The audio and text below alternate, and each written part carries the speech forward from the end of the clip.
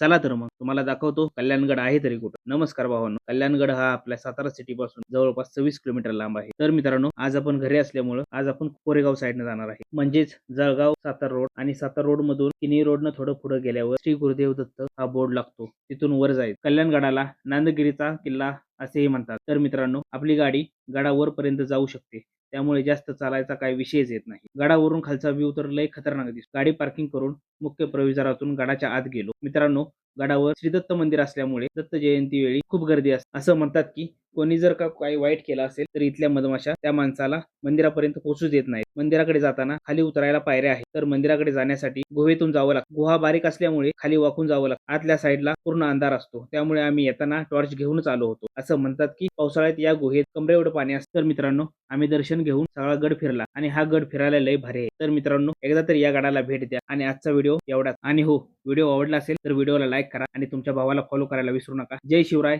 Jai Shambhuraje, Jai Maharashtra.